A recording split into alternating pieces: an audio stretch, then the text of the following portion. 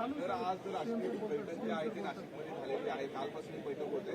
प्रामुख्याने गोदावरी नदीचा एक मुद्दा जो आहे तो चर्चेला येतो.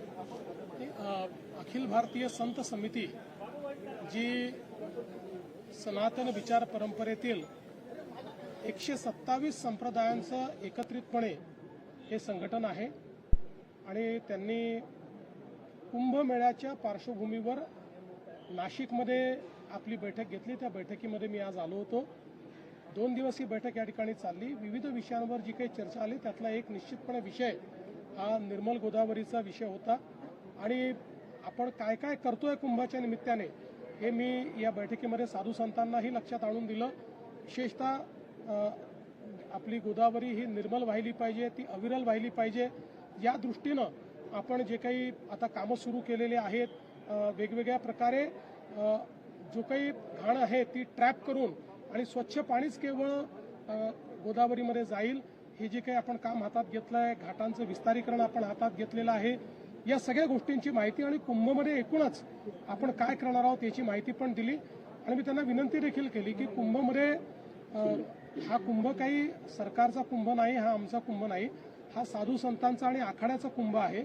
आमचं काम व्यवस्था करणं आहे, त्यामुळे आम्ही चांगल्या व्यवस्था करण्याचा प्रयत्न करू आणि संतांनी आम्हाला मार्गदर्शन करावं अशा प्रकारची विनंती मी त्यांना केली आहे. सर, या संपूर्ण कुंभमेळ्यामध्ये ज्या पद्धतीने प्रयागराजमध्ये अनेक रोगी बाबा आलेले होते, अशा लोकांवरती कारवाई करण्याची आणखीन एकदा मागणी आजच्या बैठकीत झालेली आहे. नाही, निश्चितपणे साधू संतांनी एकतर ज्या प्रकारची कारवाई महाराष्ट्र सरकारने गोंधूबाबांवर केली त्याचं सगळ्यांनी अभिनंदन केलेलं आहे.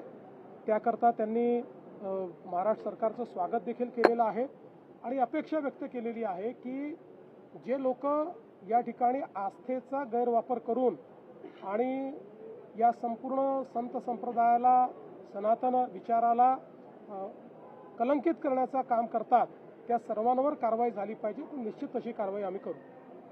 आपल्या संपूर्ण कामाचं सुद्धा कौतुक केलं. देशाचं नेतृत्व करण्यासाठी जे काही मोजके नाव आता घेतले जात आहेत त्यात तुमचं नाव आघाडीवरती आहे.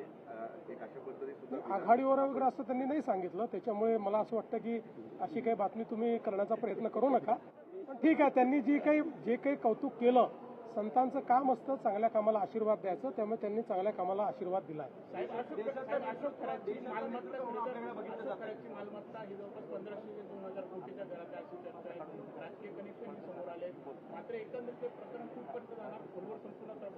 याचा पूर्ण तपास आम्ही करणार आहोत. त्यांनी जे वेगवेगळे अकाउंट उघडलेले आहेत तेही आमच्या लक्षात आलेले आहेत. त्यांचे जे ट्रान्झॅक्शन्स आहेत ते ट्रान्झॅक्शन्सही लक्षात आलेले आहेत आणि आता लोकांचा कॉन्फिडन्स वाढल्यामुळे लोक समोर येऊन माहिती देत आहेत. SITकडे भरपूर माहिती येते आहे. त्यामुळे ही सगळी पाळंमुळं जी आहेत ती खोदल्याशिवाय आम्ही राहणार नाही.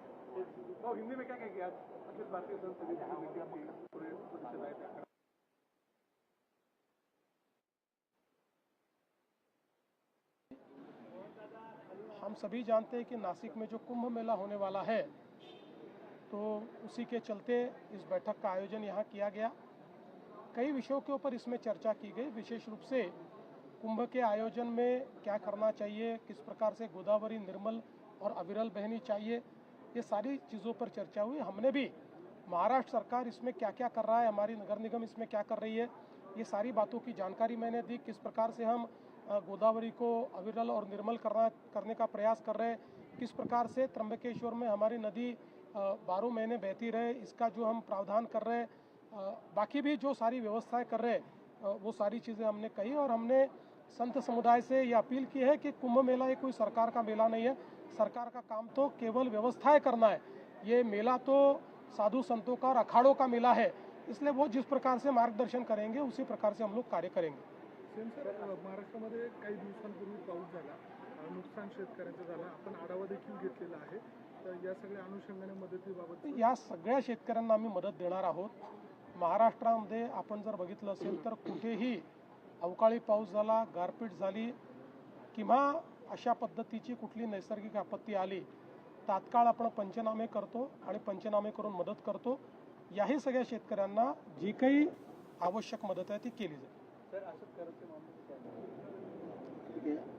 उस मामले में हम लोग तह तक पहुंच रहे हैं.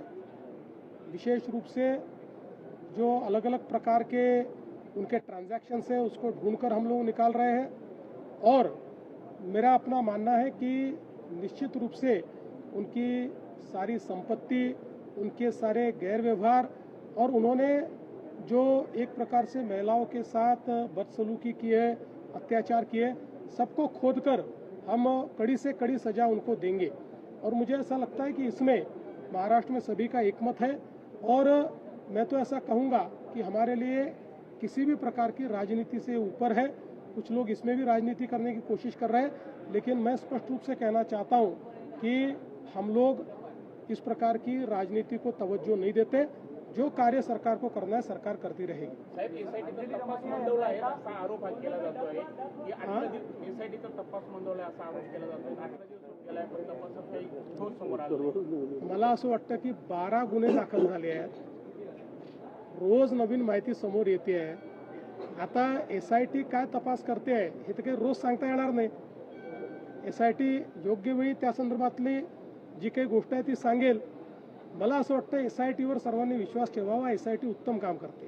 करात प्रकरणातले व्यवहार सगळे ईडी चौकशी होणार का व्यवहारांची, आणि दुसरं म्हणजे सरकार जमा होणार का जमीन? असं आहे की निश्चितपणे याची ईडी चौकशी होणार। त्या संदर्भात ईडीने या गोष्टीचं संज्ञान घेतलेलं आहे। जी काही मला माहिती आहे त्या संदर्भात त्यांनीही याची कारवाई सुरू केलेली आहे। एकदा जमीन त्या ठिकाणी आयडेंटिफाय झाली की नियमानुसार त्यात जे जे करायचं ते आम्ही करू। अंजली दमन यांना एक सीडीआर मिळालेला आहे आणि त्यावरून आता आरोप प्रत्यारोप होत आहे। अनेक राजकीय कनेक्शन बघा, पहिली गोष्ट तर अशी आहे की अशा प्रकारचा सीडीआर हा प्राप्त करून घेण्याचा कोणालाही अधिकार नाही। तो फक्त या ठिकाणी जी काही जांच एजन्सी आहे, जे तपास करतायत त्यांनाच तो अधिकार आहे। त्यामुळे असा हा सीडीआर कशा पद्धतीनं लीक झाला, तो कोणी लीक केला, या संदर्भातली चौकशी राज्य सरकार करेल। मला असं वाटतं की या अशा प्रकारच्या सेन्सिटिव्ह केसेसमध्ये शेवटी केवळ आरोप प्रत्यारोप करून चालत नाही। ज्यांच्या विरुद्ध सबळ पुरावा असेल त्यांच्या विरुद्ध या ठिकाणी काम होईल। कोण कोणाशी बोललं, कोणी कोणाशी काय केलं, याच्या आधारावर आपली क्रिमिनल जस्टिस सिस्टीम चालत नाही। अशोक खरात यांनी केलेल्या ज्या काही ज्यांची घाणेरडी कामं आहेत याच्यामध्ये जर कोणी संमिलित असेल तर कोणालाही आम्ही सोडणार नाही आहे। त्यामुळे मला असं वाटतं की या संदर्भात अशा पद्धतीनं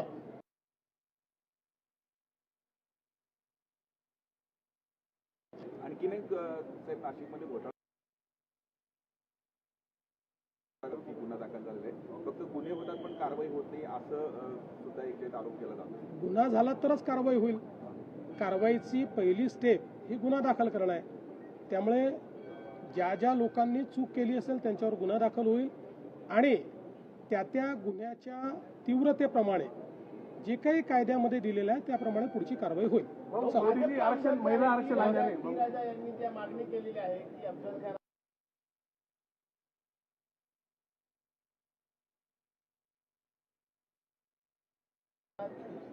अफजल खानाचं थडगं हे त्या ठिकाणी आहे। त्याच्यात मागणी जर काही करायची असेल तर ही मागणी केली पाहिजे की जे लोक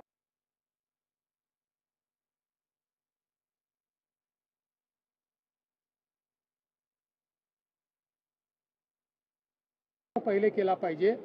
बाकी ते जे थडगा आहे ते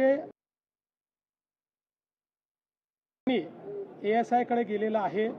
त्यामुळे मला असं वाटतं की आपल्या सगळ्यांना या गोष्टी म्हणजे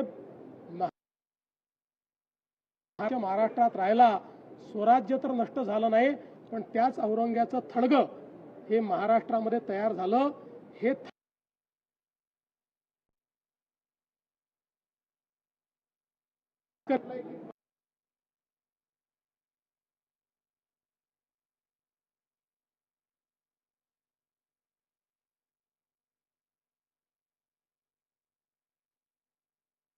तिनं बोलणं देखील चुकीचं आहे आणि रक्षण करण्याकरता महाराष्ट्र सरकार आणि महाराष्ट्र पोलीस हे पुरेसे आहेत, इतर कोणाची आवश्यकता नाही.